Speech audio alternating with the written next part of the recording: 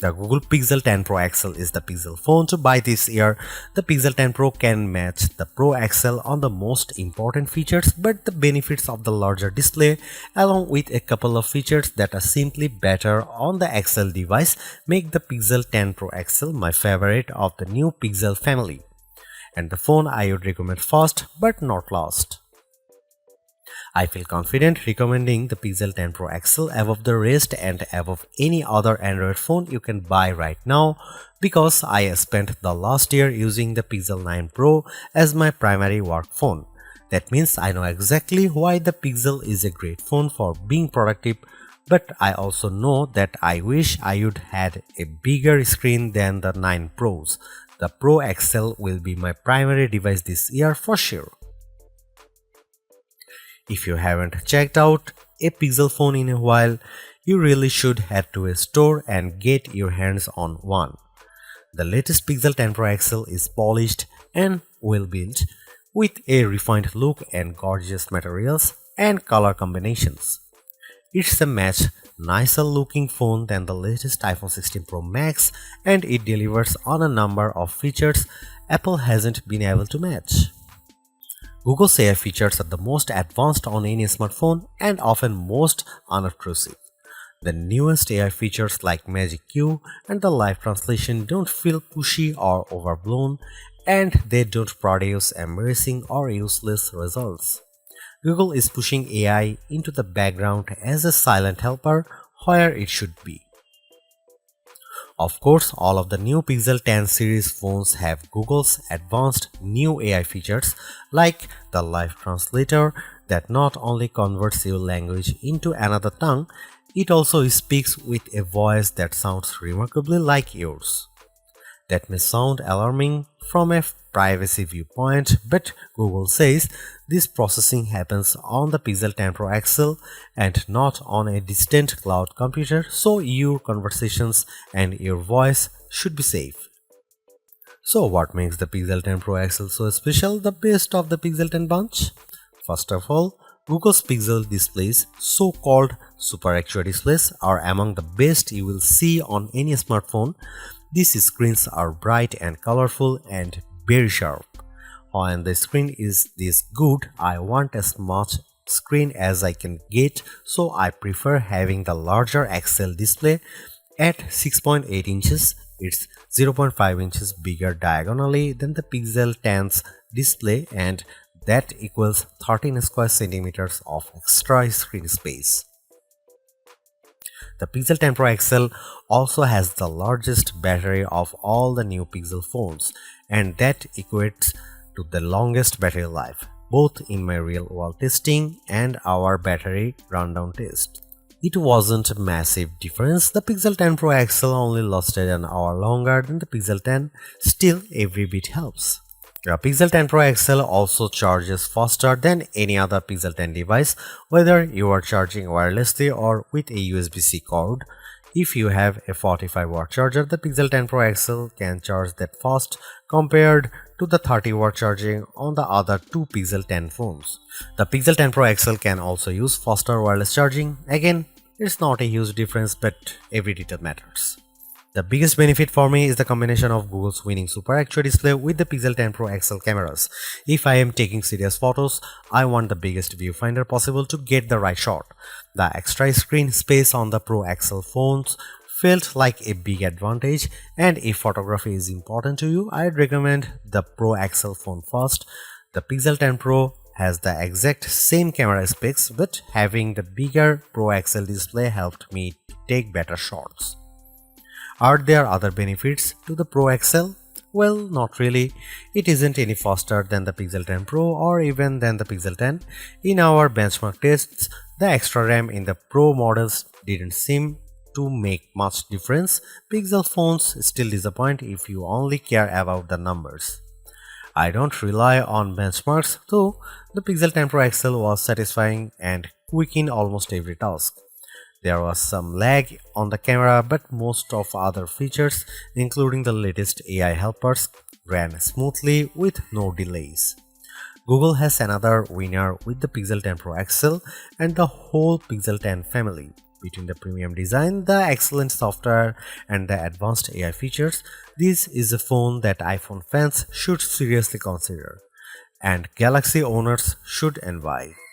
I'll be keeping this phone close by, snapped to my MagSafe charging stand until an even better Pixel comes along. I remember the days when a new phone would cost the same but come with more storage and RAM than last year's model because component costs had decreased. This year's Pixel 10 Pro XL is more expensive than before and it comes with 256 GB of storage, but I'm not awarding Google any medals for giving the phone enough space. This phone should be cheaper. To be fair, 256 GB of storage is the right amount unless you play a ton of games or you shoot video with your phone at high resolution. There's a 1TB model available, but only serious enthusiasts need apply, and you know who you are. The color options this year are a bit drab. I like the moonstone color and the jade, but they aren't very exciting. My review unit is the porcelain white, which looks classy but a bit bland. Google also sent along a silicone case with magnets built in that matches the phone perfectly. If you want the 1TB storage option, it's only available in the black obsidian. The Google Pixel 10 Pro XL is the Pixel 10 Pro all blown up. It doesn't add any extra buttons or physical details. The two phones look identical, just at a different scale. That's a good thing because the Pixel 10 Pro is a great looking phone and it keeps the same exact design as the Pixel 9 Pro. That was my favorite phone of last year. If it ain't broke, don't fix it. I like the Pixel 10 Pro XL design even more than the latest iPhone 16 Pro Max. It feels just as refined as Apple's phone with fewer unnecessary buttons to get in the way. Does anyone actually use the camera control? I know I don't. To be fair, I don't use the temperature sensor on the back of the Pixel 10 Pro XL, but I can ignore that easier than a button. The color options are a bit professional and bland, but closer inspections shows more attention to detail than I would have expected from Google. The jade color of my Pro review sample, for instance, was matched with a light gold frame that looks barely glided. It's a gorgeous match. The speaker grills on the bottom of the phone are new and color matched to the frame you choose. It's a nice touch that most people won't ever notice. I have no complaints about the Pixel 10 Pro XL design except that I would like to see more interesting color options. Google at least matches its phones perfectly with its silicone case colors, and like the Pixel 10 phones, the latest cases have magnets inside that secure a very strong connection to any Pixel Snap or MagSafe accessories you might buy. Wow, I was expecting to be pleased with the Pixel 10 Pro XL's display, but this phone somehow looks even better than I anticipated. Google's Super Actua displays are among the best you will find on any smartphone. For the past few years, Google's new Pixel displays have been dominant, topped only by Samsung's best Ultra screen, and this year hasn't been disappointing at all. The Pixel 10 Pro XL is a joy to use in any situation. It's great in outdoor light, even for shooting photos or reading my social feeds. It's perfect for navigating in the car or on the street.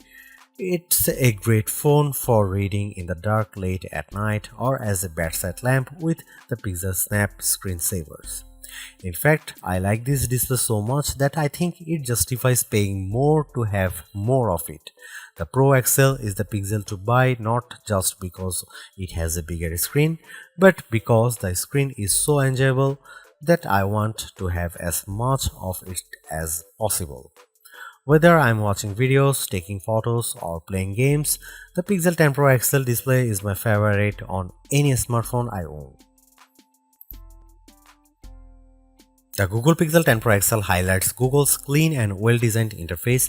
I love the Material 3 expressive interface design, as Google calls it Pixel version of Android. It's friendly without feeling cartoonish, and it packs plenty of useful widgets and tools that are easy to manage and don't hog my attention. With so much screen space, it was a joy to create AI wallpapers and populate my home screen with Google's sleek widgets. I let the phone set all of my icon and widgets colors to match my wallpaper, creating a unified theme, and the phone darkened the colors as the day went on, finally flipping to dark mode after sunset. That's the best of Pixel, a well-designed interface filled with just enough useful features to make the phone a tool you always want in your pocket.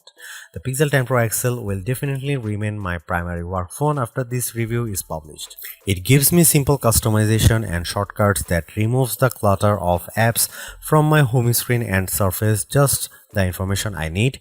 I wish iOS was better at this. The Pixel 10 Pro XL also has some of the most useful AI features you'll find on a phone, and I am a big fan of Google's call screening tools. I can let Google AI answer when an unknown number calls, and it will give me a text transcript of whether my caller says, then I can decide whether to answer the call or not. This feature is only available on Pro Pixel models, and it's worth the upgrade if you take a lot of calls. Apple lets you make a contact card for yourself that will accompany your phone number when you share your details. Google lets you make the contact card for your contacts instead of having them do the work. That seems like a better solution since not everybody owns an iPhone and Apple's contact card don't work across platforms. Even Google's Daily Hub is more useful than other attempts I have seen. Samsung, Motorola, and now Google all offer a homepage for your personal information gathered and summarized by AI. On my Galaxy S25 Ultra, the now brief page has been useless at best and oddly flippant at worst. On the Pixel 10 Pro XL, the Daily Hub offers more useful information, links I actually enjoy, and easy access to more information. There are still some odd and off-putting AI features, usually generative AI tools. The Recorder app, for some odd reason, offers a generate a musical background for your recordings.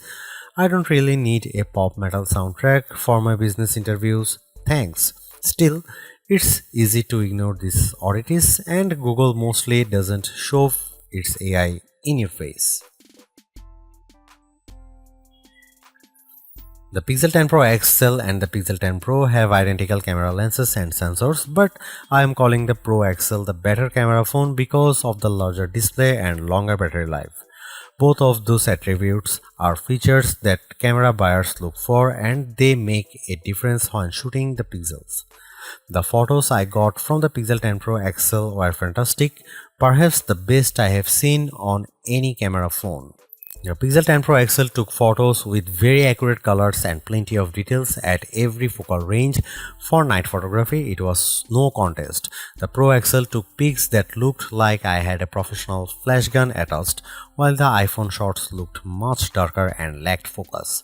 You can see plenty of AI help in the photos, but usually the results don't look fake or off-putting. The only downside to Pixel photography is Google's camera app. It's a nightmare. It's hard to use with settings that seem to conflict with each other. At just one setting, like changing from 12 megapixel to 50 megapixel resolution, and a handful of other settings suddenly go dark without warning. Here you can see some camera samples of the new Google Pixel 10 Pro XL.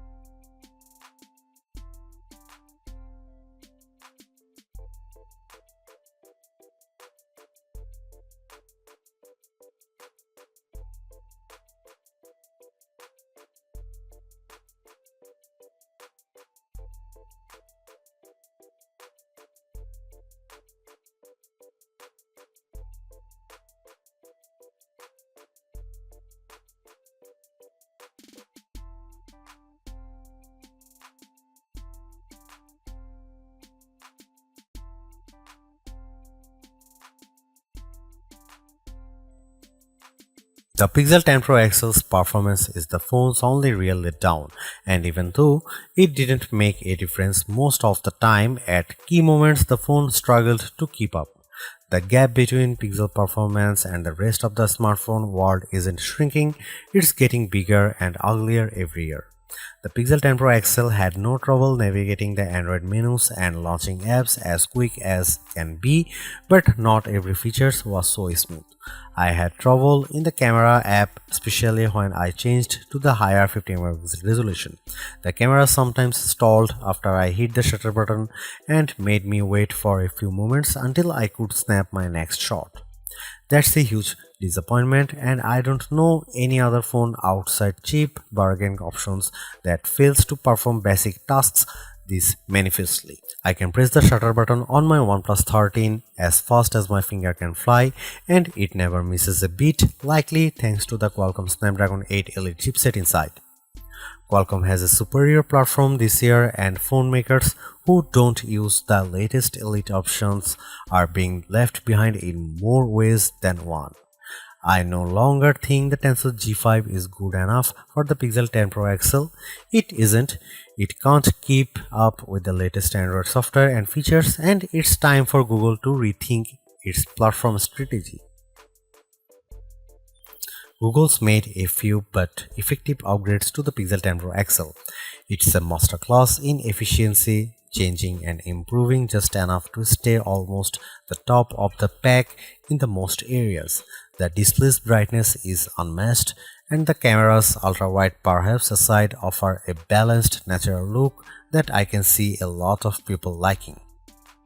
It's unfortunate the Pixel 10 series is still the lowest powered of the flagship phones on sale today and lags behind its main rivals on battery efficiency. Hopefully, access to Google's latest AI tools makes up for that for anyone who decides to take the plunge, although perhaps give it a couple of months if this is your primary reason. Hopefully by then the seemingly incomplete Magic Q and the preview version of the camera coach will have been made whole. The Galaxy S25 Ultra may still be a better pick for you if you want more power and power efficiency from your phone. The Pixel 10 Pro may also be a better fit than the XL, considering you only sacrifice display size and battery life for a cheaper phone that's otherwise just as capable as its large sibling. But the Pixel 10 Pro XL is the most capable of competitive of Google's latest batch of phones. If you are buying a phone right now and want best-in-class software combined with top-tier hardware, this Pixel is probably the one to pick.